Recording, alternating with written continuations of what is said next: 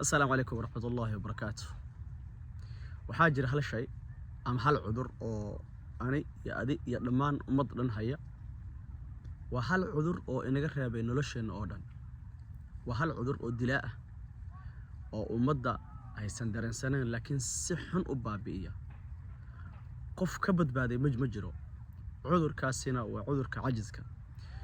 nabi maxamed sallallahu alayhi wasallam subax walbo iyo galab walbo يعني مر والبا إلهي بو كم بغن قلي جري دعوين كيسا قيمك إيا قيمها إيا شرفتي ودقونك بدنا وحاكم دهي إنو النبي محمد صلى الله عليه وسلم ومر والبا كدو عايسين جري عاجس نمدا إيا كسلان نمدا إيا قف كنو حقب سنوايو وحدا تاغن إيا وح مستقبل كور استاغا يبو النبي صلى الله عليه وسلم دعادا سؤال أبدن جري محايا لي قفك مسلم كأه mar walba waxaa fiican inuu yahay qof nashaad ah, qof firfircoon, qof wax qabanaya oo aan dib u dhasho aan lahayn dib u dhigasho, yani waxba aan dib u dhigaynin.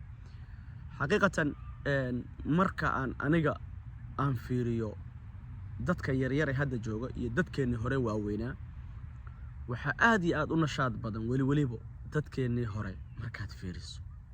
maxaa yeelay iyaga waxaa lagu soo tarbiyeeyay ilaahay baa ducooyinka waalidiinta u soo aqbalayo شر الشيطان بإنه إلهي كحجابه إلهي سبحانه وتعالى أو إلاليه كون واردين تواحفته لكن أدون بك مشغولين سادرت با وحدرك سا لين يرد الدين تاكوير مركاسا مدول بالشغال وحود بلغنا يا بري قبو يا ويق دنب قبو يا maxay ahayd sanadkii waa dhamaaday shaqadaas lahayd shalay qabo ayaa wali maanta qabiya moogsoonta midaas hawlaas lahayd ama jaamacadaas lahayd bilow ama waxbarashadaas bilow ayaa maanta qabiya ku kugu oo aadan dareensanayn.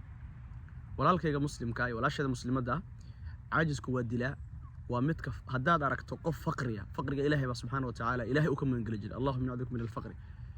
والنبي مرول بالهجري دعوين كيسي أذكارتي وأخرين جري النبي صلى الله عليه وسلم الصباح دي يا قلبتي بكمد هاي إنه النبي إلهي ومرول بكم من قلب فقرية هي محايا هيدي إن إلهي سبحانه وتعالى قفكم وسكو ابتليني سادرت الفقر أو نوع حاكين عاجزنا ماذا يقفكم إنه إسكهردو سلو iskaga socdo maanta qabo maxay ahayd biri qabo week dambe qabo maalinba maalin ku dhiibto hawshana saa kaaga dhamaato walaalka ilaa goorma ayaad saa ku jiraysaa. allah ku sharfo ducada waa tan hadda soo baxday isku day inaad ducada xifdiso mar walbana akhriso ilaahayna ha ku karaameeyo ilmahaaga bar reerkaaga bar insha Allah taala adiguna mar walba ku ducayso ilaahay ha ku xifdiyo. waxaan rajeynayaa inuu ilaahay ku aqbalo waana rajeynayaa mar walba waxyaalaha khayrka iyo wanaagga oo aan isleeyahay walaalahaaga waad ku anfacaysaa iyagana guul waxay u tahay sharaf inaan mar walba idiin soo gudbiyo.